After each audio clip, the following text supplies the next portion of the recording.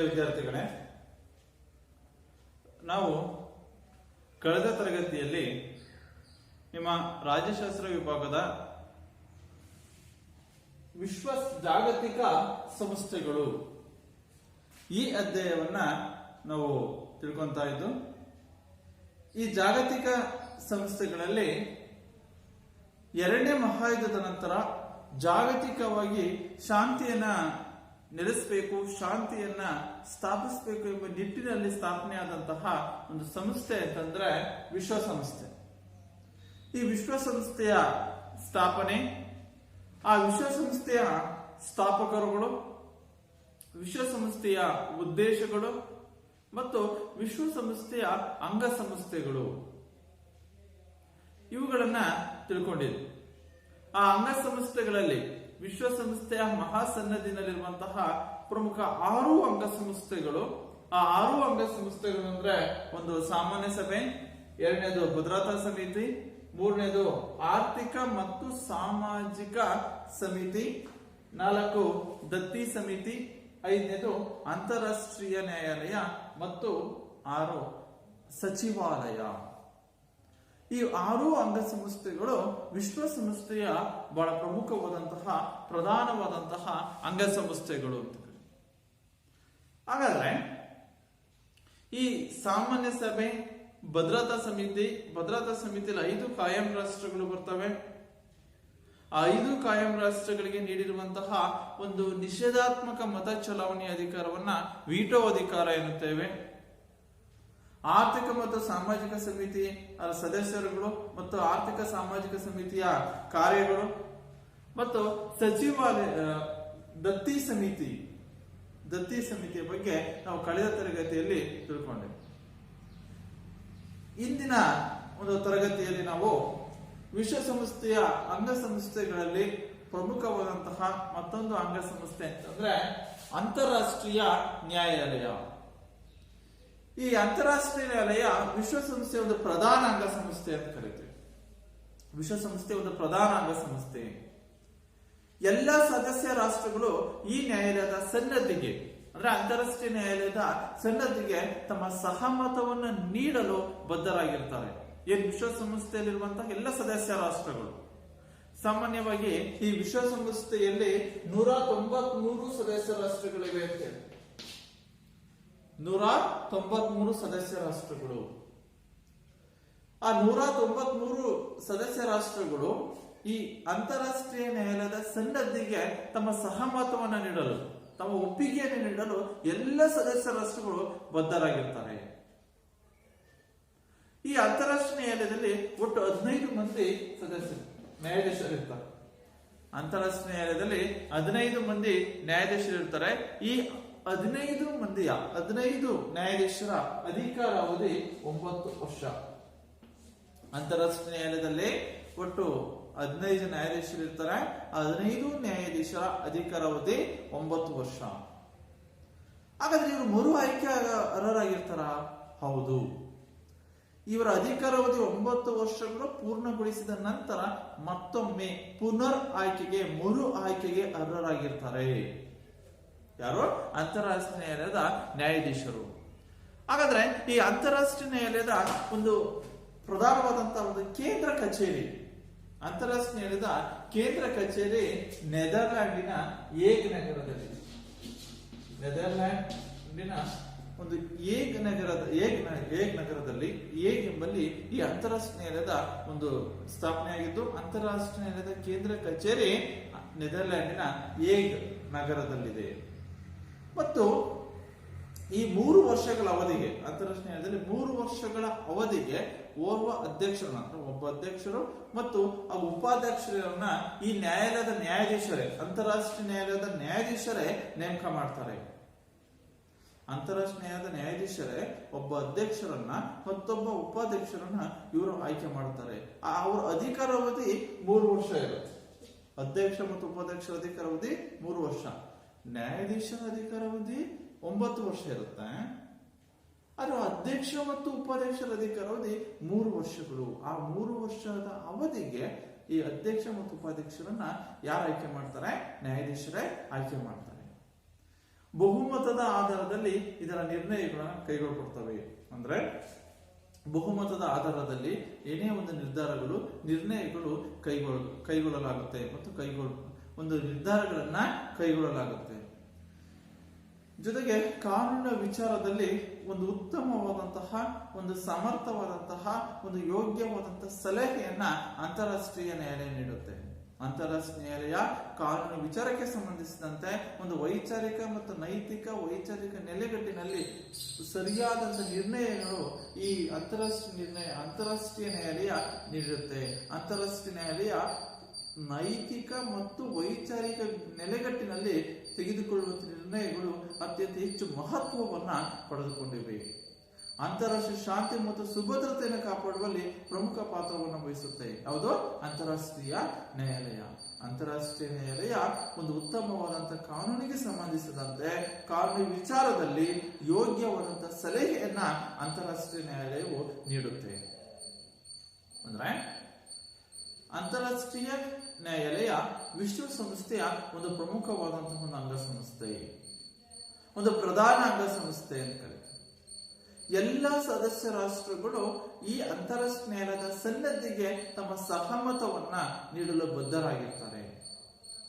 ಈ ಅಂತಾರಾಷ್ಟ್ರೀಯ ನ್ಯಾಯಾಲಯದಲ್ಲಿ ಒಟ್ಟು 15 ಮಂದಿ ನ್ಯಾಯಾಧೀಶರು ಇರ್ತಾರೆ. ಆ 15 ಮಂದಿ ನ್ಯಾಯಾಧೀಶರ ಅಧಿಕಾರ ಅವಧಿ 9 ವರ್ಷಗಳು. ಮರು ಆಯ್ಕೆಗೆ ಅರ್ಹರಾಗಿರ್ತಾರೆ.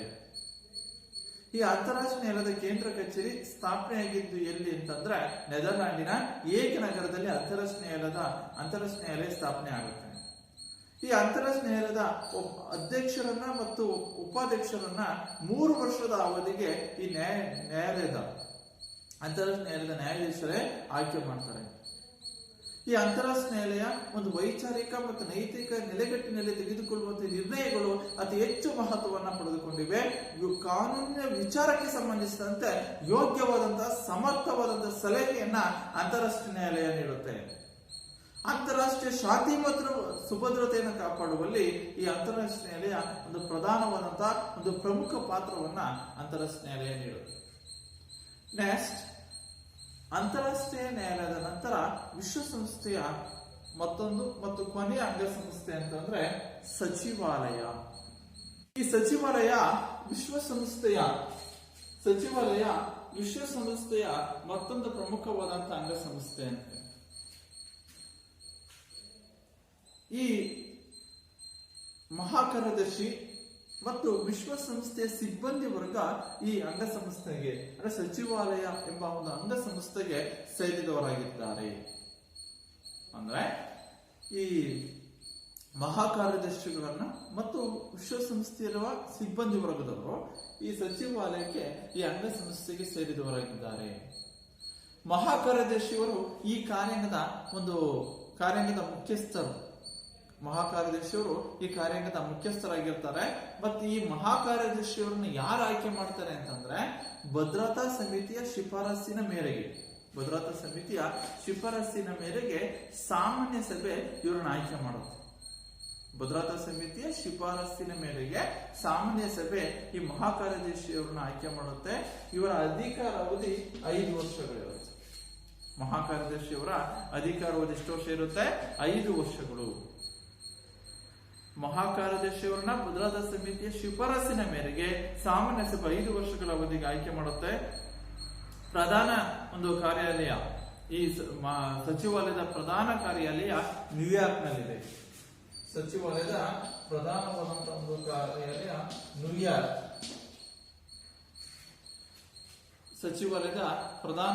ಕಾರ್ಯಾಲಯ ನ್ಯೂಯಾರ್ಕ್ನಲ್ಲಿದ್ದು ಜಿನೆವಾ, ವಿಯೆನ್ನಾ ಇರ್ಬೋದು, ನೈರೋಬಿ ಇನ್ನಿತರವಾದ ನಗರಗಳಲ್ಲಿ ಈ ಸಚಿವಾಲಯ ತನ್ನ ಶಾಖೆಗಳನ್ನು ಹೊಂದಿದೆ. ನೈರೋಬಿ ಇರಬಹುದು, ಜಿನೆವಾ, ವಿಯೆನ್ನಾ ಮುಂತಾದ ಕಡೆ ತನ್ನ ಪ್ರಮುಖ ಒಂದು ಶಾಖೆಗಳನ್ನ ಈ ಸಚಿವಾಲಯ ಹೊಂದಿದೆ. ಆದರೆ ಸಚಿವಾಲಯದ ಪ್ರಧಾನ ಕಚೇರಿ ಇರೋದು ನ್ಯೂಯಾರ್ಕ್ ನಗರದಲ್ಲಿ. ನಂತರ ದಿನನಿತ್ಯದ ಆಡಳಿತಾತ್ಮಕ ಕಾರ್ಯಯೋಜನೆ ಇರ್ಬೋದು, ನಂತರ ಸಾಂಸ್ಥಿಕವಾದಂತಹ ಕಾರ್ಯಾಲಯ ಈ ಸಚಿವಾಲಯದ ದಿನನಿತ್ಯದ ಆಡಳಿತಾತ್ಮಕ ಕಾರ್ಯಗಳು ಸಚಿವಾಲಯದ ವ್ಯಾಪ್ತಿಗೆ ಸೇರ್ತವೆ. ಅಂದ್ರೆ ಸಚಿವಾಲಯವು ವಿಶ್ವಸಂಸ್ಥೆಯ ಒಂದು ಪ್ರಮುಖವಾದಂತಹ ಅಂಗಸಂಸ್ಥೆಯಾಗಿದ್ದು, ಈ ಸಚಿವಾಲಯ ಇದರ ಒಂದು ಅಂಗಸಂಸ್ಥೆಗೆ ಮಹಾಕಾರ್ಯದರ್ಶಿಯವರು ಮತ್ತು ವಿಶ್ವಸಂಸ್ಥೆ ಸಿಬ್ಬಂದಿ ವರ್ಗದವರು ಸಚಿವಾಲಯದ ಅಂಗಸಂಸ್ಥೆಗೆ ಸೇರಿದವರಾಗಿರ್ತಾರೆ. ಈ ಮಹಾಕಾರ್ಯದರ್ಶಿಯವರನ್ನ ಭದ್ರತಾ ಸಮಿತಿಯ ಶಿಫಾರಸ್ಸಿನ ಮೇರೆಗೆ ಸಾಮಾನ್ಯ ಸಭೆ 3 ವರ್ಷಗಳ ಅವಧಿಗೆ ಆಯ್ಕೆ ಮಾಡ್ತಾರೆ.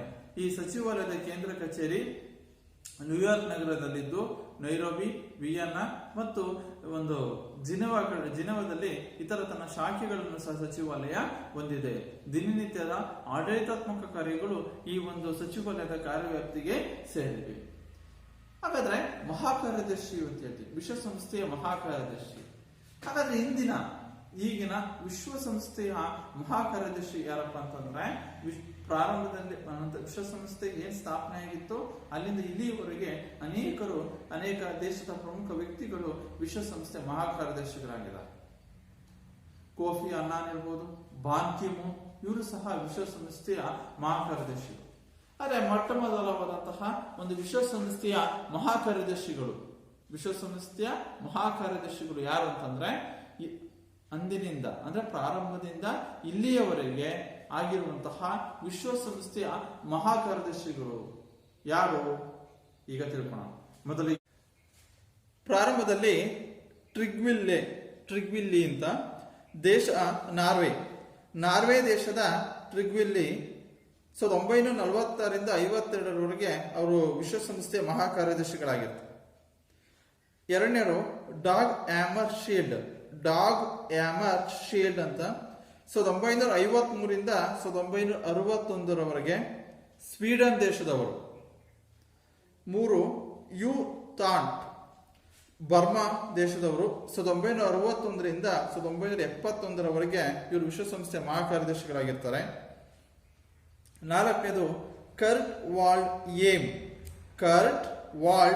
ಏಮ್ ಅಂತ ಆಸ್ಟ್ರಿಯಾದವರು 1972ರಿಂದ 1981ರವರೆಗೆ ಇವರು ವಿಶ್ವಸಂಸ್ಥೆಯ ಮಹಾಕಾರ್ಯದರ್ಶಿಗಳಾಗಿರ್ತಾರೆ. 5ನೇರು ಜೇವಿಯರ್ ಪೆರೂಜ್ ಡೆ ಕುಯಲಾರ್ ಅಂತ ಪೆರು ದೇಶದವರು 1982ರಿಂದ 1991ರವರೆಗೆ ಇವರು ವಿಶ್ವಸಂಸ್ಥೆಯ ಮಹಾಕಾರ್ಯದರ್ಶಿಗಳಾಗಿರ್ತಾರೆ. ಇನ್ನು 6ನೇದು ಬೌತ್ರೋಸ್ ಗಾಲಿ ಈಜಿಪ್ಟ್ನವರು 1992ರಿಂದ 1996ರವರೆಗೆ ಇವರು ಕಾರ್ಯದರ್ಶಿಗಳಾಗಿರ್ತಾರೆ. ಇನ್ನು ಕೋಫಿ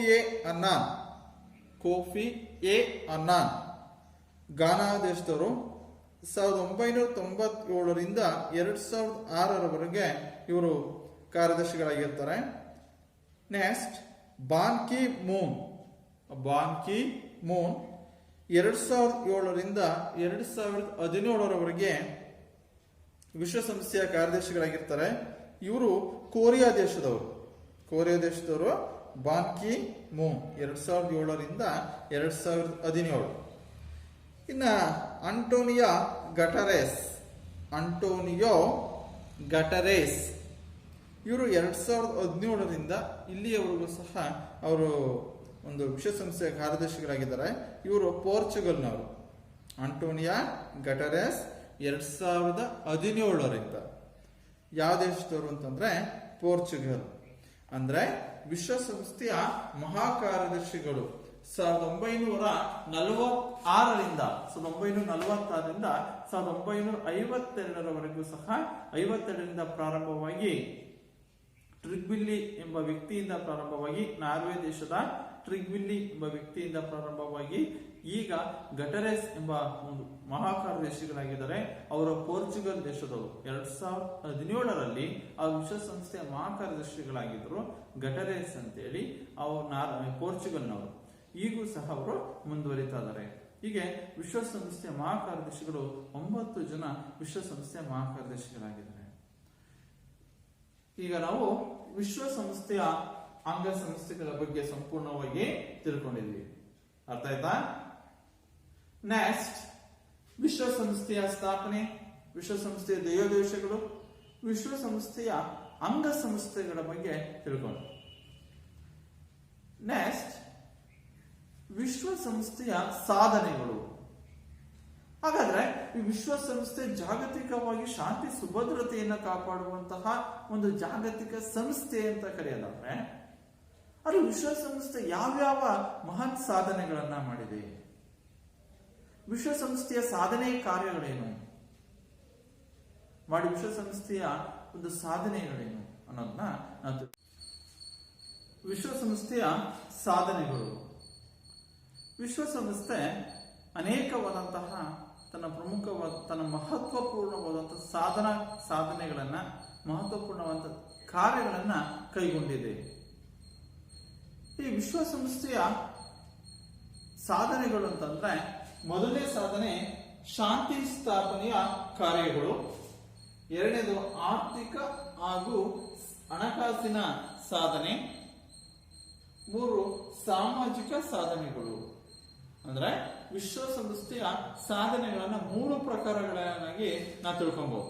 ವಿಶ್ವಸಂಸ್ಥೆಯ ಸಾಧನೆಗಳನ್ನ ಯಾವ್ಯಾವ ಮೂರು ಪ್ರಕಾರಗಳು ಅಂತಂದ್ರೆ ವಿಶ್ವಸಂಸ್ಥೆ ಸಾಧನೆಗಳು, ಒಂದು ಶಾಂತಿ ಸ್ಥಾಪನೆಯ ಕಾರ್ಯಗಳು, ಎರಡು ಆರ್ಥಿಕ ಹಾಗೂ ಹಣಕಾಸಿನ ಸಾಧನೆಗಳು, ಮೂರು ಸಾಮಾಜಿಕ ಸಾಧನೆಗಳು. ಇವು ವಿಶ್ವಸಂಸ್ಥೆಯ ಬಹಳ ಪ್ರಮುಖವಾದಂತಹ ಸಾಧನೆಗಳು. ಈ ವಿಶ್ವಸಂಸ್ಥೆ ಅನೇಕವಾದಂತಹ ರಾಜಕೀಯ ಸಂಘರ್ಷಗಳನ್ನ ಬಗೆಹರಿಸಿದೆ. ದೇಶಗಳ ಮಧ್ಯೆ ಏನಾದರೂ ಯುದ್ಧದ ಕಾರ್ಮೋಡಗಳು ಸೃಷ್ಟಿಯಾದಂತಹ ಸಂದರ್ಭದಲ್ಲಿ ವಿಶ್ವಸಂಸ್ಥೆ ಆ ಎರಡೂ ರಾಷ್ಟ್ರಗಳ ನಡುವಿನ ಯುದ್ಧದ ಕಾರ್ಮೋಡದ ವಾತಾವರಣವನ್ನ ಬಗೆಹರಿಸಿ ತಿಳಿಗೊಳಿಸಿ ಶಾಂತಿ ಮತ್ತು ಸುಭದ್ರತೆಯನ್ನು ಕಾಪಾಡಲು ಶ್ರಮಿಸಿರುವಂತಹ ಒಂದು ಸಂಸ್ಥೆ ಅಂದ್ರೆ ವಿಶ್ವಸಂಸ್ಥೆ. ಆದ್ರೆ ಈ ವಿಶ್ವಸಂಸ್ಥೆಯ ಒಂದು ಅಂಗಸಂಸ್ಥೆ, ಸಚಿವ ಸಂಪುಟ ಅಂಗಸಂಸ್ಥೆ ಆದಂತಹ ಭದ್ರತಾ ಸಮಿತಿ, ಆ ಭದ್ರತಾ ಸಮಿತಿಯಲ್ಲಿರುವಂತಹ ಕಾಯಂ ರಾಷ್ಟ್ರಗಳ ಒಮ್ಮತದ ಕೊರತೆಯಿಂದಾಗಿ, ಅಂದ್ರೆ ಭದ್ರತಾ ಸಮಿತಿಯಲ್ಲಿರುವಂತಹ ಆ 5 ರಾಷ್ಟ್ರಗಳು ಕಾಯಂ ರಾಷ್ಟ್ರಗಳು ಅಂತ ಕರೀತೀವೋ ಆ ಕಾಯಂ ರಾಷ್ಟ್ರಗಳ ಒಮ್ಮತದ ಕೊರತೆಯಿಂದಾಗಿ ಇವತ್ತು ವಿಶ್ವಸಂಸ್ಥೆಯ ಸಾಧನೆ ಸಂಕೀರ್ಣತೆಯಿಂದ ಕೂಡಿದೆ. ಹಾಗಾದ್ರೆ ಈ ವಿಶ್ವಸಂಸ್ಥೆ ಏನು ತನ್ನ ಒಂದು ಮಾನವ ಹಕ್ಕುಗಳ ರಕ್ಷಣೆಗೆ ಸಂಬಂಧಿಸಿದಂತೆ ಮತ್ತು ಜಾಗತಿಕವಾದ ಶಾಂತಿ, ವಿಶ್ವ ಶಾಂತಿಗಾಗಿ ಅನೇಕವಾದ ಕಾರ್ಯಚಟುವಟಿಕೆಗಳನ್ನ ಇದು ಕೈಗೊಂಡಿದೆ. ಮಾನವ ಹಕ್ಕುಗಳ ರಕ್ಷಣೆಗೆ ಸಂಬಂಧಿಸಿದಂತೆ ವಿಶ್ವಸಂಸ್ಥೆ ಕೈಗೊಂಡಿರುವ ಎಲ್ಲ ಕಾರ್ಯಚಟುವಟಿಕೆಗಳಿಗೆ ಭಾರತ ಸಹಕರಿಸಿದೆ. ಯಾಕೆಂದ್ರೆ ಮಾನವ ಹಕ್ಕುಗಳ ರಕ್ಷಣೆಗೆ ಸಂಬಂಧಿಸಿದಂತೆ ಒಂದು ಸುದೀರ್ಘವಾದಂತಹ ಒಂದು ಮಾನವ ಹಕ್ಕುಗಳ ಉಲ್ಲಂಘನೆಯಾಗದಂತೆ ಮಾನವ ಹಕ್ಕುಗಳ ನಿರಾಕರಣೆಯನ್ನ ವಿರೋಧಿಸುತ್ತಿರುವಂತಹ ರಾಷ್ಟ್ರ ಅಂದ್ರೆ ನಮ್ಮ ಭಾರತ. ಅದರಿಂದ ನಮ್ಮ ದೇಶ ವಿಶ್ವಸಂಸ್ಥೆಯ ಮಾನವ ಹಕ್ಕುಗಳ ರಕ್ಷಣೆಗಾಗಿನ ಎಲ್ಲ ಕಾರ್ಯಚಟುವಟಿಕೆಗಳನ್ನ ಸಹಕರಿಸ್ತಾ ಇದೆ. ಈ ರಾಷ್ಟ್ರಗಳ ನಡುವಿನ ಒಂದು ರಾಜಕೀಯ ಸಂಘರ್ಷಗಳು ತಲೆದೂರಿದಾಗ ರಾಜಕೀಯ ಸಂಘರ್ಷಗಳನ್ನ ಒಂದು ಬಗೆಹರಿಸಿರುವುದು ವಿಶ್ವಸಂಸ್ಥೆ. ಸುಯಜ್ ಕಾಲುವೆ ಬಿಕ್ಕಟ್ಟು, ಕಾಶ್ಮೀರ ಸಮಸ್ಯೆ, ಇರಾನ್ ಸಂಘರ್ಷ, ಕೊರಿಯಾ ಬಿಕ್ಕಟ್ಟು, ಕಾಂಗೋ ಬಿಕ್ಕಟ್ಟು, ಸೈಪ್ರಸ್ ಸಮಸ್ಯೆಗಳು, ಅರಬ್ ಮತ್ತು ಇಸ್ರೇಲ್ ರಾಷ್ಟ್ರಗಳ ನಡುವಿನ ಒಂದು ರಾಜಕೀಯ ಸಂಘರ್ಷ, ಅರಬ್ ಮತ್ತು ಇಸ್ರೇಲ್ ರಾಷ್ಟ್ರಗಳ ಒಂದು ಸಂಘರ್ಷ ಇರಬಹುದು, ಸುಯಜ್ ಕಾಲುವೆಯ ಬಿಕ್ಕಟ್ಟು, ಕಾಂಗೋ ಬಿಕ್ಕಟ್ಟು ಅಥವಾ ಕಾಂಗೋ ಸಮಸ್ಯೆ ಅಂತ ಕರೀತೀವಿ. ನಂತರ ನಮೀಬಿಯಾ, ಅಫ್ಘಾನಿಸ್ತಾನ ಇತ್ಯಾದಿ ರಾಷ್ಟ್ರಗಳಿನ ವಿವಾದಗಳನ್ನ ಆ ರಾಜಕೀಯ ಸಂಘರ್ಷಗಳನ್ನ ಆ ರಾಜಕೀಯ ಬಿಕ್ಕಟ್ಟುಗಳನ್ನ ಬಗೆಹರಿಸಿರೋದು ತಾತ್ಕಾಲಿಕವಾಗಿ ಆದರೂ ಅಷ್ಟೇ ಅಲ್ಲಿನ ಒಂದು ಶಾಂತಿಯನ್ನ ಮರುಸ್ಥಾಪಿಸುವಲ್ಲಿ ಮತ್ತು ವಿವಾದಗಳನ್ನು ಬಗೆಹರಿಸುವಲ್ಲಿ ಪರಿಣಾಮಕಾರಿಯಾಗಿ ಕಾರ್ಯನಿರ್ವಹಿಸಿರುವುದು ಅಂದ್ರೆ ವಿಶ್ವಸಂಸ್ಥೆ. ಕಾಶ್ಮೀರ ವಿಚಾರಕ್ಕೆ ಬಂದ್ರೆ ಕಾಶ್ಮೀರ ವಿಷಯದಲ್ಲಿ ಈ ಭಾರತ ಮತ್ತು ಪಾಕಿಸ್ತಾನದ ನಡುವೆ ಯುದ್ಧದ ವಾತಾವರಣ ಸೃಷ್ಟಿಯಾದಾಗ ಅದನ್ನ ಕದನ ನಿಲುಗಡೆಯನ್ನ ಘೋಷಿಸಿದ್ದು, ಯುದ್ಧ ವಿರಾಮವನ್ನ ಘೋಷಿಸಿದ್ದು ಮತ್ತು ಎರಡೂ ರಾಷ್ಟ್ರಗಳಿನ ಸಮಸ್ಯೆಯನ್ನು ತಾತ್ಕಾಲಿಕವಾಗಿ ಬಗೆಹರಿಸುವಲ್ಲಿ ಒಂದು ಪರಿಣಾಮಕಾರಿಯಾಗಿ ತನ್ನ ಕಾರ್ಯನಿರ್ವಹಿಸಿದ್ದು ಅಂದ್ರೆ ವಿಶ್ವಸಂಸ್ಥೆ. ಹೀಗೆ ವಿಶ್ವಸಂಸ್ಥೆ ಅಣ್ವಸ್ತ್ರ ಇರಬಹುದು, ಸಾಂಪ್ರದಾಯಿಕ ನಿಶಸ್ತ್ರೀಕರಣವನ್ನು ಸಾಧಿಸುವ ನಿಟ್ಟಿನಲ್ಲಿಯೂ ಸಹ ನಿರಂತರವಾದಂತಹ ಪ್ರಯತ್ನವನ್ನ ವಿಶ್ವಸಂಸ್ಥೆ ಮಾಡ್ತಾ ಇದೆ. ಎಲ್ಲ ರಾಷ್ಟ್ರಗಳು ನಿಶಸ್ತ್ರೀಕರಣವನ್ನು ಸಾಧಿಸಬೇಕು, ಶಸ್ತ್ರಾಸ್ತ್ರಗಳ ಉತ್ಪಾದನೆ, ಶಸ್ತ್ರಾಸ್ತ್ರಗಳ ಸಂಗ್ರಹಣೆಯನ್ನ ತಗ್ಗಿಸಬೇಕು. ಆ ನಿಟ್ಟಿನಲ್ಲಿ ನಿಶಸ್ತ್ರೀಕರಣವನ್ನು ಪ್ರತಿಯೊಂದು ರಾಷ್ಟ್ರಗಳು ಸಹ ಪರಿಣಾಮಕಾರಿಯಾಗಿ ಅದನ್ನು ಅಳವಡಿಸಿಕೊಳ್ಬೇಕು, ನಿಶಸ್ತ್ರೀಕರಣ ಸಾಧಿಸಬೇಕು ಅಂತೇಳಿ ನಿರಂತರವಾದಂತಹ ಪ್ರಯತ್ನವನ್ನ ಈ ಒಂದು ವಿಶ್ವಸಂಸ್ಥೆ ಮಾಡ್ತಾ ಇದೆ. ಅದಕ್ಕೆ ಮೊದಲನೇ ಕಾರ್ಯದಲ್ಲಿ ನಾವು ಹೇಳ್ತೀವಿ ಏನು ಶಾಂತಿ ಸ್ಥಾಪನೆಯ ಕಾರ್ಯಗಳು ಅಂದ್ರೆ ಏನು ಸುಯಾಜ್ ಕಾರ್ಯ ಇರಬಹುದು, ಕಾಂಗೋ ಸಮಸ್ಯೆ, ಸೈಪ್ರಸ್ ಸಮಸ್ಯೆ, ಆನಂತರ ನಮೀಬಿಯಾ, ಅಫ್ಘಾನಿಸ್ತಾನ, ಕಾಶ್ಮೀರ, ಈ ಎಲ್ಲಾ ಸಮಸ್ಯೆಗಳನ್ನ ಬಗೆಹರಿಸುವ ನಿಟ್ಟಿನಲ್ಲಿ ಆಯಾ ರಾಷ್ಟ್ರಗಳಲ್ಲಿ ಶಾಂತಿ ಸ್ಥಾಪನೆಯ ಒಂದು ಕಾರ್ಯವನ್ನ ವಿಶ್ವಸಂಸ್ಥೆ ಮಾಡಿದೆ. ಅಂದ್ರೆ ವಿಶ್ವಸಂಸ್ಥೆ ಮೊದಲನೇ ಹೆಸರು ಹೇಳುತ್ತೆ ಶಾಂತಿ ಸ್ಥಾಪನೆ ಅಂದ್ರೆ ಜಾಗತಿಕವಾಗಿ ಶಾಂತಿ ಸ್ಥಾಪಿಸುವಲ್ಲಿ ವಿಶ್ವ ಶಾಂತಿಗಾಗಿ ನಿರಂತರವಾದ ಪ್ರಯತ್ನವನ್ನ ವಿಶ್ವಸಂಸ್ಥೆ ಮಾಡ್ತಾರೆ. ನಿಶಸ್ತ್ರೀಕರಣ ನಿಟ್ಟಿನಲ್ಲೂ ಸಹ ನಿಶಸ್ತ್ರೀಕರಣ ಸಾಧಿಸುವಂತೆ ಪ್ರತಿಯೊಂದು ರಾಷ್ಟ್ರಗಳಲ್ಲೂ ಸಹ ಒತ್ತಡವನ್ನ ಹಾಕ್ತಾ ಇದೆ ವಿಶ್ವಸಂಸ್ಥೆ. ಶೀತಲ ಸಮರಗಳು ಅಮೆರಿಕ ಮತ್ತು ರಷ್ಯಾ ರಾಷ್ಟ್ರಗಳ ನಡುವೆ ಶೀತಲ ಸಮರ ಸೃಷ್ಟಿಯಾದಾಗ, ಶೀತಲ ಸಮರದ ವಾತಾವರಣ ಉದಯಿಸಿದಾಗ, ವಾತಾವರಣ ಉಂಟಾದಾಗ ಆ ವಾತಾವರಣವನ್ನ ಸಾಧ್ಯವಾದಷ್ಟು ಮಟ್ಟಿಗೆ ತಿಳಿಗೊಳಿಸಿದ್ದು ಅಂದ್ರೆ ವಿಶ್ವಸಂಸ್ಥೆ. ಹೀಗೆ ವಿಶ್ವಸಂಸ್ಥೆ ಪ್ರಭಾವಿ ಕಾರ್ಯಕ್ಕೆ ಉತ್ತಮ ವಲಯ ಅಂದ್ರೆ ಉತ್ತಮವಾದಂತಹ ಶಾಂತಿಯ ವಾತಾವರಣ ಜಗತ್ತಿನಲ್ಲಿ ನಿರ್ಮಾಣಗೊಂಡಿದೆ. ಅರ್ಥ ಆಗ್ತಿದೆಯಲ್ಲ? ಅಂದ್ರೆ ಈ ಒಂದು ವಿಶ್ವಸಂಸ್ಥೆಯ ಮೊದಲನೇ ಸಾಧನೆ ಅಂತಂದ್ರೆ ಶಾಂತಿ ಸ್ಥಾಪನೆಯ ಕಾರ್ಯಗಳು. ರಾಜಕೀಯವಾಗಿ ಇರುವಂತಹ ಅನೇಕ ಬಿಕ್ಕಟ್ಟುಗಳನ್ನ, ಸಮಸ್ಯೆಯನ್ನ ಬಗೆಹರಿಸುವ ಮೂಲಕವಾಗಿ ರಾಷ್ಟ್ರಗಳಲ್ಲಿ ಶಾಂತಿ ಸ್ಥಾಪನೆಯ ಕಾರ್ಯವನ್ನ ಶಾಂತಿ ಸ್ಥಾಪಿಸುವ ಮೂಲಕವಾಗಿ ಆ ರಾಷ್ಟ್ರಗಳಿಗೆ ಪರೋಕ್ಷವಾದಂತಹ ಸಹಕಾರವನ್ನು ನೀಡುತ್ತಿರುವ ಸಂಸ್ಥೆ ಅಂದ್ರೆ ವಿಶ್ವಸಂಸ್ಥೆ.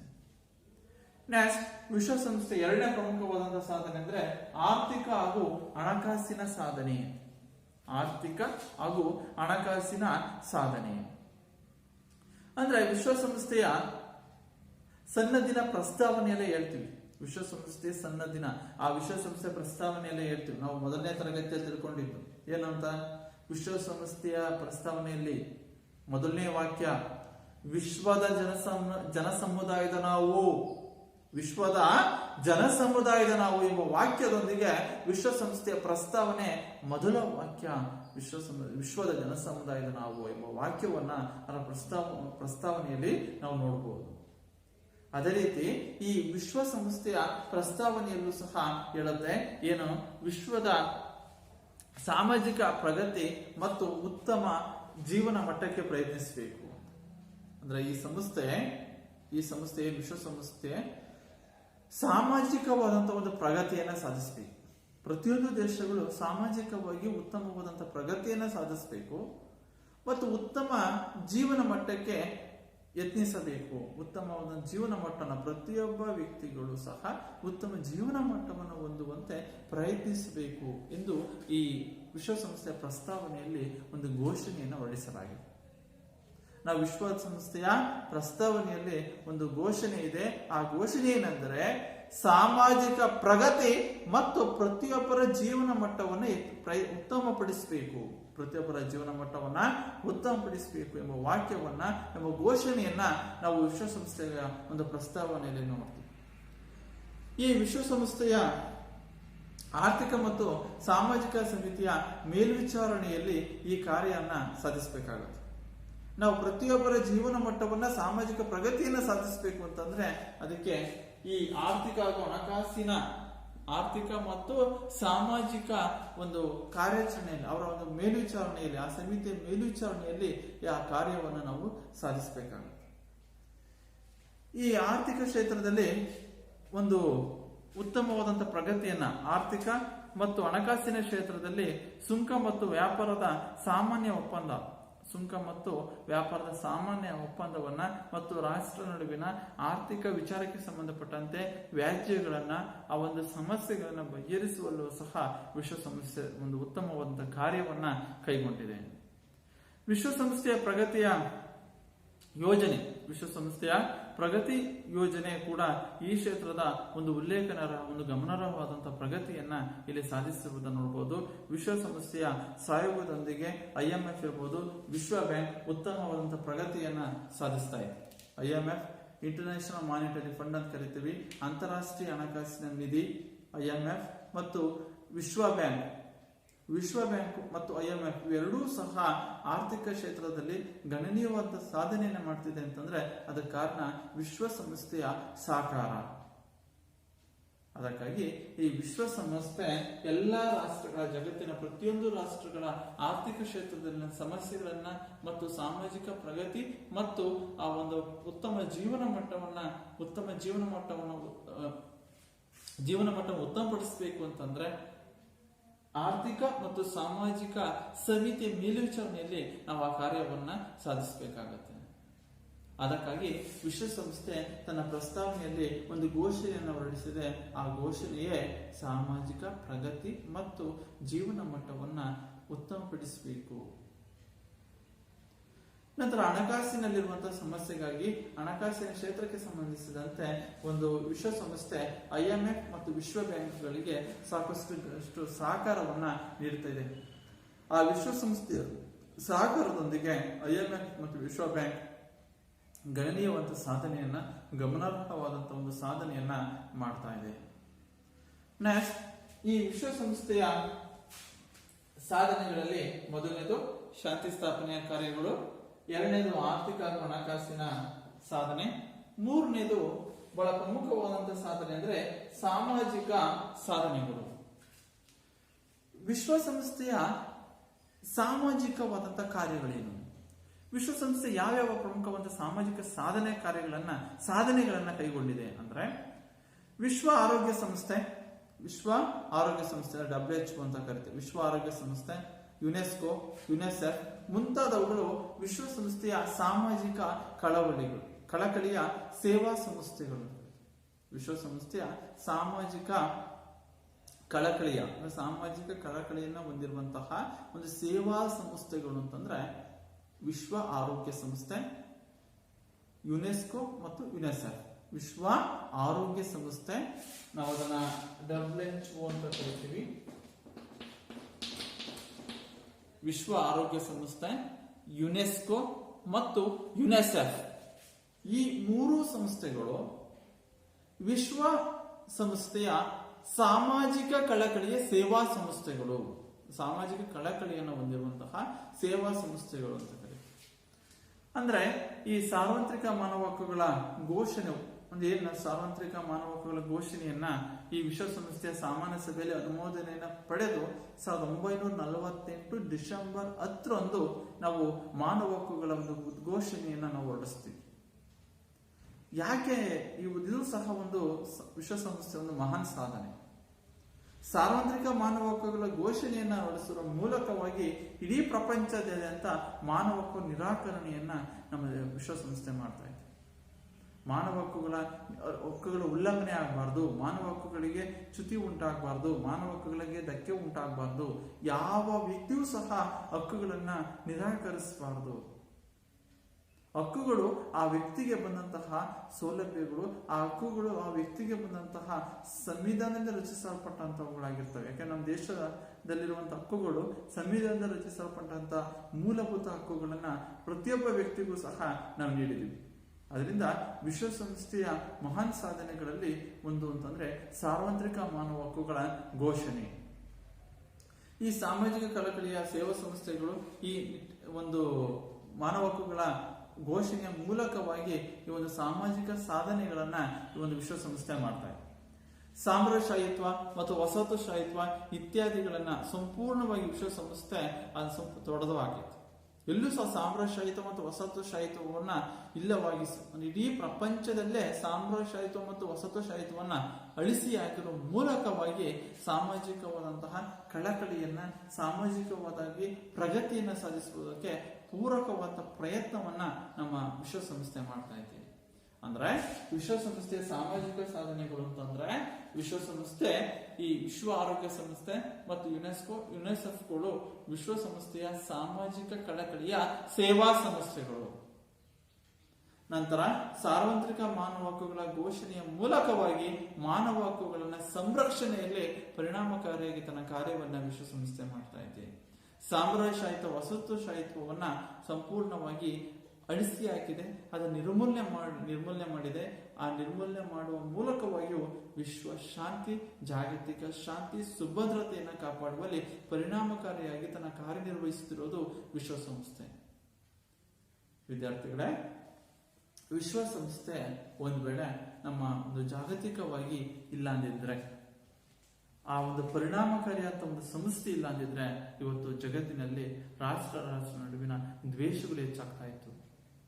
ಭಯದ ವಾತಾವರಣದಲ್ಲಿ ಬದುಕುವಂತಹ ಒಂದು ದುಸ್ಥಿತಿ ಪ್ರತಿಯೊಂದು ದೇಶದಲ್ಲೂ ಸಹ ನಿರ್ಮಾಣ ಆಗ್ತಾ ಇತ್ತು.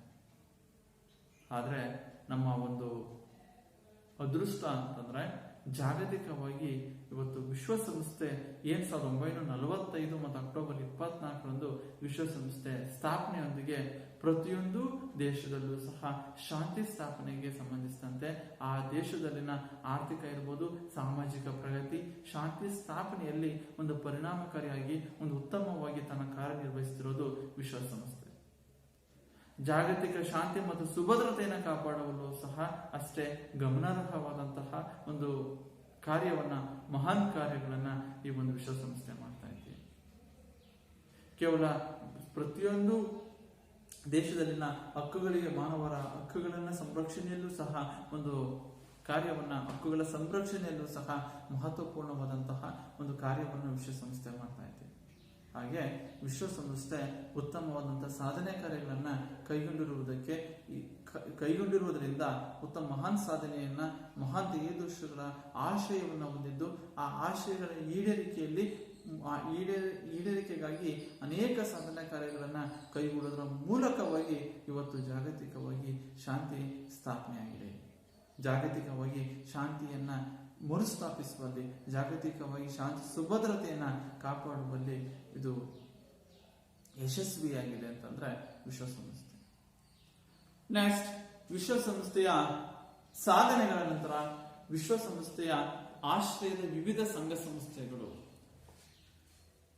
ವಿಶ್ವಸಂಸ್ಥೆಯ ಆಶ್ರಯದಲ್ಲಿರುವಂತಹ ವಿವಿಧ ಸಂಘ ಸಂಸ್ಥೆಗಳು ಯಾವ್ಯಾವು ಮತ್ತು ಆ ಅಂಗಸಂಸ್ಥೆಗಳ ಆ ಸಂಘ ಸಂಸ್ಥೆಗಳ, ವಿಶ್ವಸಂಸ್ಥೆಯ ಆಶ್ರಯದಲ್ಲಿರುವಂತಹ ಆ ಸಂಘ ಸಂಸ್ಥೆಗಳ ಕಾರ್ಯಗಳೇನು? ನನ್ನ ಆಶ್ರಯದ ಸಂಘ ಸಂಸ್ಥೆಗಳು, ನಾವೀಗ ವಿಶ್ವಸಂಸ್ಥೆ ಅಂಗಸಂಸ್ಥೆಗಳು ತಿಳ್ಕೊಂಡಿದ್ವಿ. ವಿಶ್ವಸಂಸ್ಥೆ ಅಂಗಸಂಸ್ಥೆಗಳು, ವಿಶ್ವಸಂಸ್ಥೆಯ ಸನ್ನದ್ಧದಲ್ಲಿರುವ ಅಂಗಸಂಸ್ಥೆಗಳು ಅಂದ್ರೆ 6 ಅಂಗಸಂಸ್ಥೆಗಳು ಬರ್ತವೆ. ನಂತರ ವಿಶ್ವಸಂಸ್ಥೆ ಸಾಧನೆಗಳನ್ನ ತಿಳ್ಕೊಂಡು, ಈಗ ವಿಶ್ವಸಂಸ್ಥೆಯ ಆಶ್ರಯದಲ್ಲಿರುವಂತಹ ಸಂಘ ಸಂಸ್ಥೆಗಳು, ವಿಶ್ವಸಂಸ್ಥೆಯ ಆಶ್ರಯದಲ್ಲಿ ಬರುವಂತಹ ಸಂಘ ಸಂಸ್ಥೆಗಳು ಯಾವ್ಯಾವು ಅನ್ನೋದನ್ನ ತಿಳ್ಕೊಳ್ಳೋಣ. ಪ್ರಮುಖವಾಗಿ ವಿಶ್ವಸಂಸ್ಥೆಯ ಆಶ್ರಯದಲ್ಲಿರುವಂತಹ ಸಂಘ ಸಂಸ್ಥೆಗಳು, ಮೊದಲನೇದು ಆಹಾರ ಮತ್ತು ಕೃಷಿ ಸಂಸ್ಥೆ.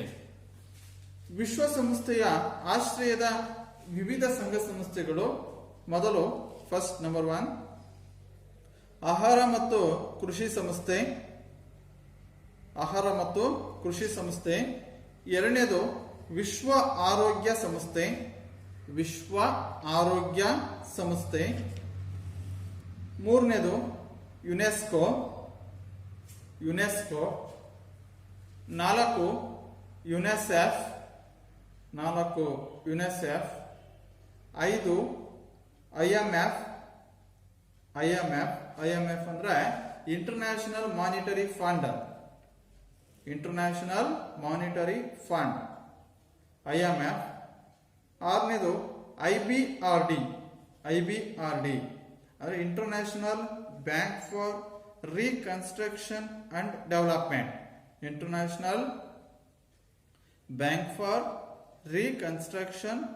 Development, IBRD. ಇನ್ನ 7 ಅಂತಾರಾಷ್ಟ್ರೀಯ ಕಾರ್ಮಿಕ ಸಂಘ, ಇಂಟರ್ನ್ಯಾಷನಲ್ ಲೇಬರ್ ಆರ್ಗನೈಸೇಷನ್ ಅಂತಾರೆ. ನೆಕ್ಸ್ಟ್, ವಿಶ್ವಸಂಸ್ಥೆಯ ವ್ಯಾಪಾರ ಮತ್ತು ವಾಣಿಜ್ಯ ಪ್ರಗತಿ ಸಮಿತಿ, ವಿಶ್ವಸಂಸ್ಥೆಯ ವ್ಯಾಪಾರ ಮತ್ತು ವಾಣಿಜ್ಯ ಪ್ರಗತಿ ಸಮಿತಿ.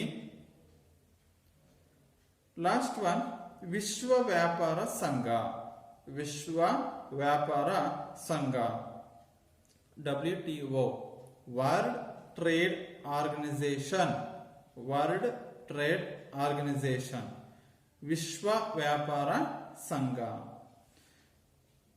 ಅಂದ್ರೆ ವಿಶ್ವಸಂಸ್ಥೆಯ ಆಶ್ರಯದ ವಿವಿಧ ಸಂಘ ಸಂಸ್ಥೆಯ ವಿವಿಧ ಆಶ್ರಯದ ಸಂಘ ಸಂಸ್ಥೆಗಳು ಅಂತ ತಿಳ್ಕೊಂಡು ಈಗ ಅವುಗಳನ್ನ ಒಂದೊಂದಾಗಿ ನಾವು ಸಂಪೂರ್ಣವಾಗಿ ತಿಳ್ಕೊಳ್ಳೋಣ.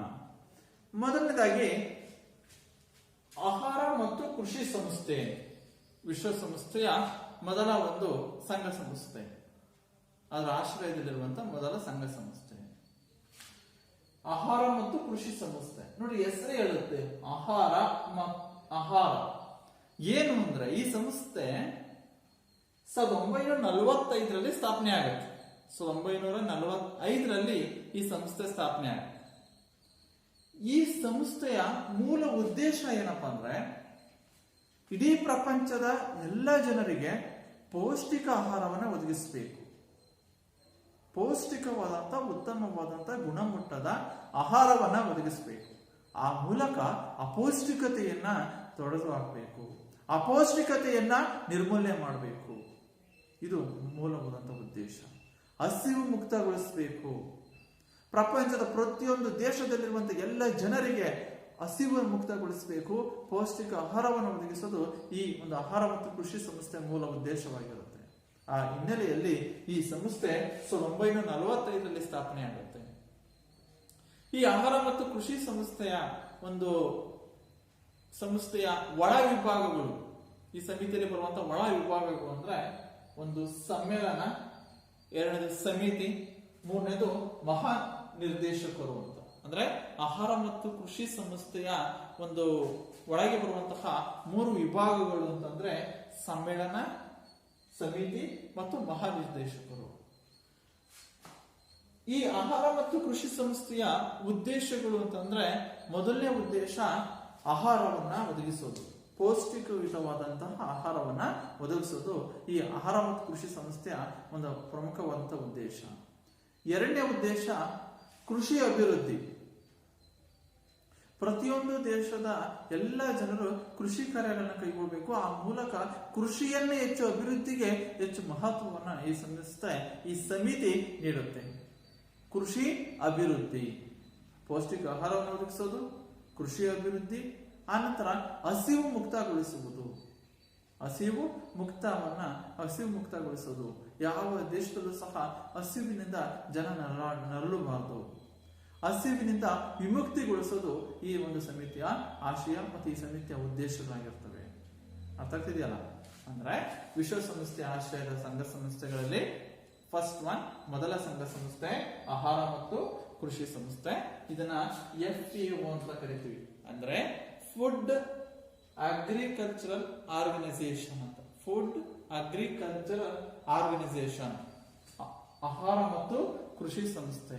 ಇದು 1945ರಲ್ಲಿ ಸ್ಥಾಪನೆ ಆಗುತ್ತೆ. ಈ ಸಂಸ್ಥೆಯ ಬರುವಂತಹ ವಿಭಾಗಗಳು ಅಂದ್ರೆ ಸಮ್ಮೇಳನ, ಸಮಿತಿ, ಮಹಾನಿರ್ದೇಶಕರು. ಈ ಸಂಸ್ಥೆಯ ಉದ್ದೇಶಗಳು ಪೌಷ್ಟಿಕ ಆಹಾರವನ್ನು ಒದಗಿಸೋದು, ಅಪೌಷ್ಟಿಕತೆಯನ್ನು ಹೋಗಲಾಡಿಸೋದು, ಹಸಿವು ಮುಕ್ತಗೊಳಿಸುವುದು ಮತ್ತು ಕೃಷಿ ಅಭಿವೃದ್ಧಿ. ಅರ್ಥ ಆಯ್ತಾ? ನೆಕ್ಸ್ಟ್, ಈ ವಿಶ್ವಸಂಸ್ಥೆಯ ಆಶ್ರಯದ ಎರಡನೇ ಸಂಘ ಸಂಸ್ಥೆ ಅಂತಂದ್ರೆ ವಿಶ್ವ ಆರೋಗ್ಯ ಸಂಸ್ಥೆ. ವಿಶ್ವ ಆರೋಗ್ಯ ಸಂಸ್ಥೆ. ಈ ವಿಶ್ವ ಆರೋಗ್ಯ ಸಂಸ್ಥೆನ ನಾವು WHO ಅಂತ ಕರಿತೀವಿ. WHO ಅಂದ್ರೆ ವರ್ಲ್ಡ್ ಹೆಲ್ತ್ ಆರ್ಗನೈಸೇಷನ್ ಅಂತ. World health organisation. ಈ ವಿಶ್ವ ಆರೋಗ್ಯ ಸಂಸ್ಥೆ 1948ರಲ್ಲಿ ಸ್ಥಾಪನೆ ಆಗುತ್ತೆ. 1948ರಲ್ಲಿ ವಿಶ್ವ ಆರೋಗ್ಯ ಸಂಸ್ಥೆ ಸ್ಥಾಪನೆ ಆಗುತ್ತೆ. ಈ ವಿಶ್ವ ಆರೋಗ್ಯ ಸಂಸ್ಥೆಯ ಕಚೇರಿ, ಕೇಂದ್ರ ಕಚೇರಿ ಇರೋದು ಸ್ವಿಟ್ಜರ್ಲೆಂಡಿನ ಜಿನೆವಾ ನಗರದಲ್ಲಿ. ಸ್ವಿಟ್ಜರ್ಲೆಂಡಿನ ಜಿನೆವಾ ನಗರದಲ್ಲಿ ಈ ವಿಶ್ವ ಆರೋಗ್ಯ ಸಂಸ್ಥೆಯ ಕೇಂದ್ರ ಕಚೇರಿ ಇದೆ. ಈ ವಿಶ್ವ ಆರೋಗ್ಯ ಸಂಸ್ಥೆ 1948ರಲ್ಲಿ ಸ್ಥಾಪನೆ ಆಗುತ್ತೆ. ಅದು ಈ ಸಂಸ್ಥೆಯ ಉದ್ದೇಶ ಏನಪ್ಪಾ ಅಂದ್ರೆ ಹೆಸರು ಹೇಳುತ್ತೆ, ವಿಶ್ವ ಆರೋಗ್ಯ ಅಂದ್ರೆ ವಿಶ್ವದ ಪ್ರತಿಯೊಬ್ಬ ವ್ಯಕ್ತಿಗಳು ಸಹ, ಪ್ರತಿಯೊಬ್ಬ ಜನರು ಸಹ ಆರೋಗ್ಯವಂತರಾಗಿರ್ಬೇಕು. ಸದೃಢ ಆರೋಗ್ಯವನ್ನ ಹೊಂದಬೇಕು ಎಂಬ ಮಹಾನ್ ಆಶಯವನ್ನ ಇದು ವಿಶ್ವ ಆರೋಗ್ಯ ಸಂಸ್ಥೆ ಹೊಂದಿದೆ. ಕಾಲರ, ಪ್ಲೇಗ್, ಅನೇಕ ಸಿಡುಬು ರೋಗ ಮುಂತಾದಂಥ ರೋಗಗಳ ನಿರ್ಮೂಲನೆಯಲ್ಲಿ ಒಂದು ಪರಿಣಾಮಕಾರಿಯಾಗಿ ತನ್ನ ಪ್ರಯತ್ನವನ್ನು ನಡೆಸಿರೋದು, ಅದನ್ನ ನಿವಾರಣೆಯಾಗಿ ಒಂದು ಪ್ರಯತ್ನವನ್ನ ವಿಶ್ವ ಆರೋಗ್ಯ ಸಂಸ್ಥೆ ನಡೆಸಿದೆ. ಕಾಲರ, ಪ್ಲೇಗ್ಗಳು ಸೃಷ್ಟಿಯಾದಂತಹ ಸಂದರ್ಭಗಳಲ್ಲಿ ಅನೇಕ ದೇಶಗಳಲ್ಲಿ ಕಾಲರ, ಪ್ಲೇಗ್ ಇರಬಹುದು, ಸಿಡುಬು ರೋಗಗಳು, ಈ ಒಂದು ಗಂಭೀರವಾದಂತಹ ಸಮಸ್ಯೆಗಳು ಸೃಷ್ಟಿಯಾಗ್ತವೆ. ಆರೋಗ್ಯ ಸಂಬಂಧಿಸಿದಂಥ ಕಾಯಿಲೆಗಳು ಸೃಷ್ಟಿಯಾಗ್ತವೆ. ಆ ಎಲ್ಲ ಸಮಸ್ಯೆಯನ್ನ ಹೋಗಲಾಡಿಸುವಲ್ಲಿ, ನಿವಾರಣೆ ಮಾಡುವಲ್ಲಿ ಒಂದು ಪರಿಣಾಮಕಾರಿಯಾದ ಪ್ರಯತ್ನವನ್ನ ಈ ವಿಶ್ವ ಆರೋಗ್ಯ ಸಂಸ್ಥೆ ಮಾಡಿದೆ.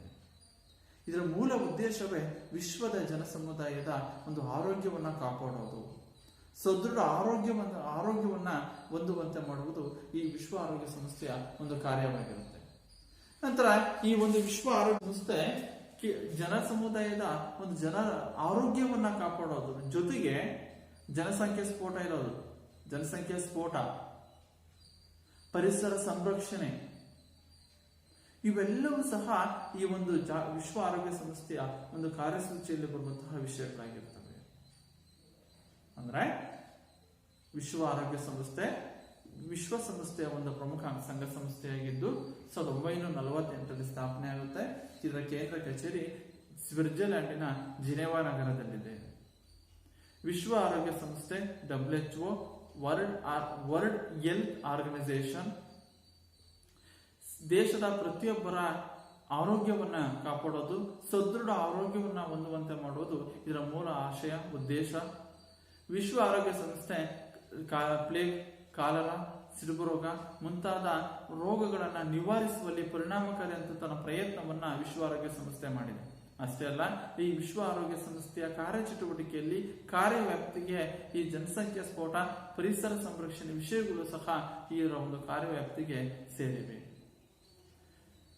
ಇದು ವಿಶ್ವ ಸಂಸ್ಥೆಯ ಒಂದು ಸಂಘ ಸಂಸ್ಥೆಗಳಲ್ಲಿ ಒಂದು ಆಹಾರ ಮತ್ತು ಕೃಷಿ ಸಂಸ್ಥೆ.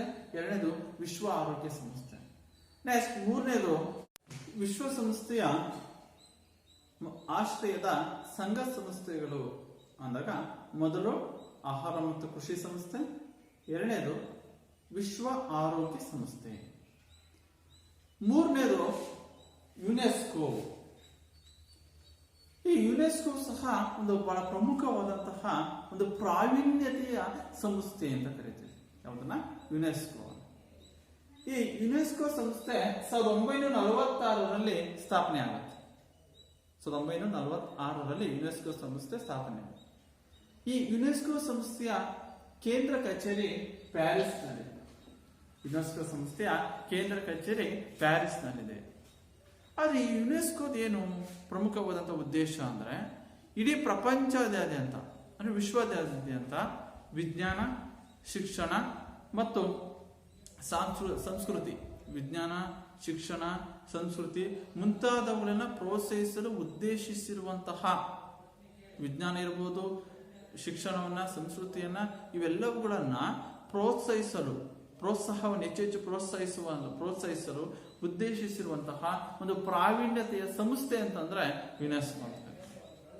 ಅಂದ್ರೆ ವಿಜ್ಞಾನ, ಪ್ರತಿಯೊಂದು ದೇಶದಲ್ಲಿರುವಂತಹ ವಿಜ್ಞಾನಕ್ಕೆ ಹೆಚ್ಚು ಪ್ರೋತ್ಸಾಹವನ್ನು ಕೊಡಬೇಕು, ಹೊಸ ಹೊಸ ಸಂಶೋಧನೆಗಳಾಗಬೇಕು, ಅನ್ವೇಷಣೆಯನ್ನ ಮಾಡುವಂತೆ ಒಂದು ಪ್ರೋತ್ಸಾಹಿಸುವಂತಹ ಒಂದು ಸಂಸ್ಥೆ ಅಂದ್ರೆ ಯುನೆಸ್ಕೋ. ವಿಜ್ಞಾನಕ್ಕೆ ಸಂಬಂಧಿಸಿದಂತೆ, ಶಿಕ್ಷಣಕ್ಕೆ ಸಂಬಂಧಿಸಿದಂತೆ, ಸಂಸ್ಕೃತಿ ಮುಂತಾದವುಗಳನ್ನ ಪ್ರೋತ್ಸಾಹಿಸಲು ಉದ್ದೇಶಿಸಿರುವ ಒಂದು ಪ್ರಾವೀಣ್ಯತೆಯ ಸಂಸ್ಥೆ ಅಂತ ಕರೀತೀವಿ. ಯಾವುದನ್ನ? ಯುನೆಸ್ಕೋ. ತಾಂತ್ರಿಕ ಶಿಕ್ಷಣ, ಮಾಧ್ಯಮ, ತಂತ್ರಗಾರಿಕೆ, ತಾಂತ್ರಿಕ ಶಿಕ್ಷಣ ಇರ್ಬೋದು, ಮಾಧ್ಯಮ, ತಂತ್ರಗಾರಿಕೆ, ರಚನಾತ್ಮಕವಾದಂತಹ ಚಿಂತನೆ, ಈ ವಿಚಾರಗಳ ಬಗ್ಗೆ, ಪರಿಸರ ವಿಜ್ಞಾನದ ಬಗ್ಗೆ ಇದು ಕಾರ್ಯೋನ್ಮುಖವಾಗುತ್ತೆ. ಪರಿಸರ ವಿಜ್ಞಾನದ ಬಗ್ಗೆ ಇರ್ಬೋದು, ತಾಂತ್ರಿಕ ಶಿಕ್ಷಣಕ್ಕೆ ಸಂಬಂಧಿಸಿದಂತೆ, ಮಾಧ್ಯಮ, ತಂತ್ರಗಾರಿಕೆ, ಇವೆಲ್ಲವುಗಳ ಬಗ್ಗೆ ಒಂದು ಕಾರ್ಯೋನ್ಮುಖರಾಗಿ ತನ್ನ ಕಾರ್ಯಗಳನ್ನ ಪರಿಣಾಮಕಾರಿಯಾಗಿ ಒಂದು ನಿಭಾಯಿಸೋದು ಅಂತಂದ್ರೆ, ತನ್ನ ಕಾರ್ಯವನ್ನು ಪರಿಣಾಮಕಾರಿಯಾಗಿ ನಿರ್ವಹಿಸೋದು ಈ ಯುನೆಸ್ಕೋ ಸಂಸ್ಥೆ. ಅದರಿಂದ ಇದನ್ನ ಯುನೆಸ್ಕೋ ಸಂಸ್ಥೆಯನ್ನ ಒಂದು ಪ್ರಾವೀಣ್ಯತೆಯ ಸಂಸ್ಥೆ ಅಂತ ಕರಿತೀವಿ. ಪರಿಸರ ವಿಜ್ಞಾನಕ್ಕೆ ಸಂಬಂಧಿಸಿದಂತೆ ತನ್ನ ಕಾರ್ಯಚಟುವಟಿಕೆಯನ್ನು ಪರಿಣಾಮಕಾರಿಯಾಗಿ ಇದು ನಿರ್ವಹಿಸುತ್ತೆ. ಅಷ್ಟೇ ಅಲ್ಲ, ಈ ಯುನೆಸ್ಕೋ ಸಂಸ್ಥೆ ಸರ್ಕಾರಕ್ಕೆ ಮತ್ತು ಸರ್ಕಾರೇತರ ಸೇವಾ ಸಂಸ್ಥೆಗೂ ಸಹ ಸಲಹೆ ನೀಡುತ್ತೆ. ಸರ್ಕಾರ ಮತ್ತು ಸರ್ಕಾರೇತರ ಸೇವಾ ಸಂಸ್ಥೆಗಳಿಗೆ ಇದು ಸಲಹೆ ನೀಡುವಂತಹ ಒಂದು ಸಂಸ್ಥೆಯೂ ಸಹ ಇದೆ. ಯಾವುದಕ್ಕೆ ಸಂಬಂಧಪಟ್ಟಂತೆ ಅಂದ್ರೆ ಯಾವ ವಿಚಾರಗಳಿಗೆ ಅಂದ್ರೆ ಜ್ಞಾನ ಪ್ರಸಾರ ಇರ್ಬೋದು, ಪ್ರಪಂಚಾದ್ಯಂತ ಶಿಕ್ಷಣ ಮತ್ತು ಜ್ಞಾನ ಪ್ರಸಾರದ ನಿಟ್ಟಿನಲ್ಲಿ ಈ ಒಂದು ಯುನೆಸ್ಕೋ ಸಂಸ್ಥೆ ಸರ್ಕಾರ ಮತ್ತು ಸರ್ಕಾರೇತರ ಸೇವಾ ಸಂಸ್ಥೆಗಳಿಗೆ ಸಹಾಯವನ್ನ ಕಲ್ಪಿಸುತ್ತೆ. ಹೀಗೆ ಈ ಯುನೆಸ್ಕೋ ಸಹ ಒಂದು ಪ್ರಾವೀಣ್ಯತೆಯ ಸಂಸ್ಥೆ ಅಂತ ಕರೆಯುವಂತಹ ಯುನೆಸ್ಕೋ ಸಂಸ್ಥೆ ವಿಶ್ವಸಂಸ್ಥೆಯ ಒಂದು ಪ್ರಮುಖವಾದಂತಹ ಸಂಘ ಸಂಸ್ಥೆಯಾಗಿದ್ದು 1946ರಲ್ಲಿ ಯುನೆಸ್ಕೋ ಸಂಸ್ಥೆ ಸ್ಥಾಪನೆಯಾಗುತ್ತೆ. ಯುನೆಸ್ಕೋದ ಕೇಂದ್ರ ಕಚೇರಿ ಪ್ಯಾರಿಸ್ನಲ್ಲಿದೆ. ಪ್ರಪಂಚಾದ್ಯಂತ ವಿಜ್ಞಾನ, ಶಿಕ್ಷಣ, ಸಂಸ್ಕೃತಿ ಮುಂತಾದವುಗಳನ್ನ ಪ್ರೋತ್ಸಾಹಿಸಲು ಉದ್ದೇಶಿಸಿರುವ ಒಂದು ಪ್ರಾವೀಣ್ಯತೆಯ ಸಂಸ್ಥೆ ಯುನೆಸ್ಕೋ. ಈ ಯುನೆಸ್ಕೋ ಪರಿಸರ ವಿಜ್ಞಾನಕ್ಕೆ ಸಂಬಂಧಿಸಿದಂತೆ ಶಿಕ್ಷಣ, ತಂತ್ರಜ್ಞಾನ ಇವೆಲ್ಲವುಗಳ ಬಗ್ಗೆ ಒಂದು ಕಾರ್ಯೋನ್ಮುಖರಾಗಿ ಈ ವಿಚಾರಗಳ ಬಗ್ಗೆ ಕಾರ್ಯೋನ್ಮುಖರಾಗಿ ತನ್ನ ಕಾರ್ಯಚಟುವಟಿಕೆಯನ್ನ ಪರಿಣಾಮಕಾರಿಯಾಗಿ ನಿರ್ವಹಿಸುತ್ತೆ. ಅಷ್ಟೇ ಅಲ್ಲ, ಈ ಯುನೆಸ್ಕೋ ಸಂಸ್ಥೆ ಶಿಕ್ಷಣಕ್ಕೆ ಸಂಬಂಧಿಸಿದಂತೆ ಜ್ಞಾನ ಪ್ರಸಾರದ ನಿಟ್ಟಿನಲ್ಲಿ ಸರ್ಕಾರ ಮತ್ತು ಸರ್ಕಾರೇತರ ಸೇವಾ ಸಂಸ್ಥೆಗಳಿಗೆ ಸಹಾಯವನ್ನ ಸಹ ಈ ಯುನೆಸ್ಕೋ ಸಂಸ್ಥೆ ಕಲ್ಪಿಸುತ್ತೆ. ಹೀಗೆ ವಿದ್ಯಾರ್ಥಿಗಳೇ, ನಾವು ಇಂದಿನ ತರಗತಿಯಲ್ಲಿ ವಿಶ್ವಸಂಸ್ಥೆಯ ಅಂಗಸಂಸ್ಥೆಗಳಲ್ಲಿ ಅಂತಾರಾಷ್ಟ್ರೀಯ ನ್ಯಾಯಾಲಯದ ಬಗ್ಗೆ, ಸಚಿವಾಲಯದ ಬಗ್ಗೆ ನಂತರ ತಿಳ್ಕೊಂಡು ಅಂತಾರಾಷ್ಟ್ರೀಯ ನ್ಯಾಯಾಲಯ, ನ್ಯಾಯಾಧೀಶರು, ಅವರ ನೇಮಕ ಮತ್ತು ಅಂತಾರಾಷ್ಟ್ರೀಯ ನ್ಯಾಯಾಲಯದ ಕಾರ್ಯಗಳು, ಸಚಿವಾಲಯದ ಪ್ರಮುಖವಾಗಿ ಅವರ ಮಹಾಕಾರ್ಯದರ್ಶಿಗಳು, ಪ್ರಾರಂಭದಿಂದ ವಿಶ್ವಸಂಸ್ಥೆಯ ಸ್ಥಾಪನೆಯ ಅಂದಿನಿಂದ ಇಲ್ಲಿಯವರೆಗೆ ಇರುವಂತಹ ವಿಶ್ವಸಂಸ್ಥೆಯ ಮಹಾಕಾರ್ಯದರ್ಶಿಗಳ ಬಗ್ಗೆ ತಿಳ್ಕೊಂಡು ನಂತರ ವಿಶ್ವಸಂಸ್ಥೆಯ ಸಾಧನೆಗಳು, ಶಾಂತಿ ಸ್ಥಾಪನೆಯ ಸಾಧನೆ, ಹಣಕಾಸಿನ ಮತ್ತು ಆರ್ಥಿಕ ಸಾಧನೆಗಳು, ಸಾಮಾಜಿಕ ಸಾಧನೆಗಳು ಇವೆಲ್ಲವುಗಳನ್ನ ಈ ವಿಶ್ವಸಂಸ್ಥೆ ಸಾಧನೆಗಳು ಅಂತ ಕರಿತೀವಿ. ಆ ವಿಶ್ವಸಂಸ್ಥೆ ಸಾಧನೆಗಳ ಬಗ್ಗೆ ತಿಳ್ಕೊಂಡು ನಂತರ ವಿಶ್ವಸಂಸ್ಥೆಯ ಆಶ್ರಯದ ಸಂಘ ಸಂಸ್ಥೆಗಳಲ್ಲಿ ಇರುವಂತಹ ಏನು 9 ಸಂಘ ಸಂಸ್ಥೆಗಳು ಬರ್ತವೋ ಅವುಗಳಲ್ಲಿ 3 ಸಂಘ ಸಂಸ್ಥೆಗಳ ಬಗ್ಗೆ ನಾವು ಇಂದಿನ ತರಗತಿಯಲ್ಲಿ ತಿಳ್ಕೊಂಡಿವಿ.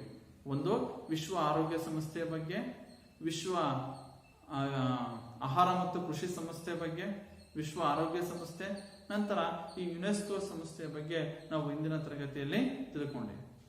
ನಾವು ಮುಂದಿನ ತರಗತಿಯಲ್ಲಿ ಈ ವಿಶ್ವಸಂಸ್ಥೆಯ ಆಶ್ರಯದ ವಿವಿಧ ಸಂಘ ಸಂಸ್ಥೆಗಳು, ಇನ್ನಿತರ ಸಂಘ ಸಂಸ್ಥೆಗಳು, IMF, IBRD ಮತ್ತು ವಿಶ್ವ ವ್ಯಾಪಾರ ಮತ್ತು ವಾಣಿಜ್ಯ ಪ್ರಗತಿ ಸಂಸ್ಥೆ ಇವೆಲ್ಲವುಗಳ ಬಗ್ಗೆ, ಒಂದು ವಿಶ್ವ ವ್ಯಾಪಾರ ಸಂಘ, ಈ ಇನ್ನಿತರ ಸಂಘ ಸಂಸ್ಥೆಗಳ ಬಗ್ಗೆ ನಾವು ಮುಂದಿನ ತರಗತಿಯಲ್ಲಿ ಸಂಪೂರ್ಣವಾಗಿ ತಿಳ್ಕೊಳ್ಳೋಣ. ಇಂದಿನ ತರಗತಿ ಸಂಪೂರ್ಣವಾಗಿ ನಿಮ್ಗೆ ಅರ್ಥ ಆಗಿದೆ ಅಂತೇಳಿ ನಾನು ತಿಳ್ಕೊಳ್ಳೋಣ.